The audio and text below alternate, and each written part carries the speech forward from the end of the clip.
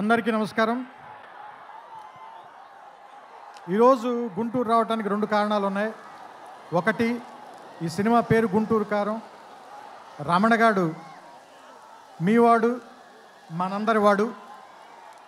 So అందుకని మీ అందరి మధ్యలోని function చేయాలని ఆయన ఇక్కడికి చాలా షూటింగ్లో విపరీతంగా అలసిపోయిన తర్వాత కూడా వాంటెడ్గా గుంటూరు ప్రజలను కలవటానికి వచ్చారు.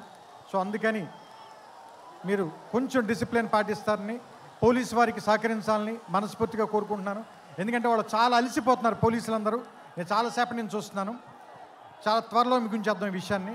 రెండో విషయం, సూపర్ స్టార్ కృష్ణ గారు తెలుగు సినిమాలో విడదీయలేని ఒక అంతర్భాగం. అలాంటి ఒక గొప్ప మహానటుడు, మహామనిషి.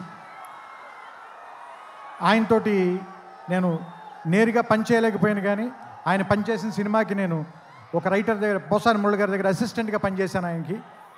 సో ఆయనతో డైరెక్ట్గా పరిచయం కలిగినటువంటి సందర్భాలు ఒకటి మాత్రమే. ఆ తర్వాత నేను అతడు కలేజాల సినిమాలు తీసినప్పుడు ఆయనతో మాట్లాడడం, ఆయనతో గడిపిన ప్రతి క్షణం కూడా నాకు చాలా చాలా చాలా అపూర్వమైంది, అమూల్యమైంది. సో అంత గొప్ప మనిషికి పుట్టినటువంటి మహేష్ గారు ఇంకెంత అదృష్టవంతులు అని అప్పుడప్పుడు అనిపిస్తూ ఉంటుంది. ఎందుకంటే ఆయన కొడుకుగా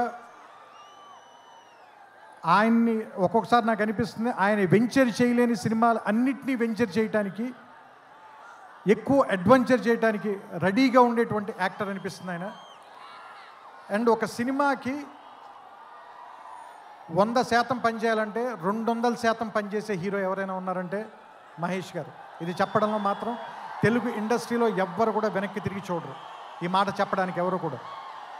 అండ్ నేను అతడు పనిచేసినప్పుడు ఎలా ఉన్నారో, కలేజా పనిచేసినప్పుడు ఎలా ఉన్నారో, ఈరోజు కూడా అలాగే ఉన్నారు. అంటే 25 సంవత్సరాలని మీరు అంటున్నారు, కానీ నాకైతే ఒక 2-3 సంవత్సరాలు కానీ క్రితమే ఇంట్రడ్యూస్ అయినటువంటి హీరోలాగానే అనిపిస్తున్నారు. చూడ్డానికి అంత ఎంగగా ఉన్నారు, మనసులోనూ అంత ఎంగగా ఉన్నారు, పర్ఫార్మెన్స్లో కూడా అంత నూతనంగా, అంత యవ్వనంగానే ఉన్నారు.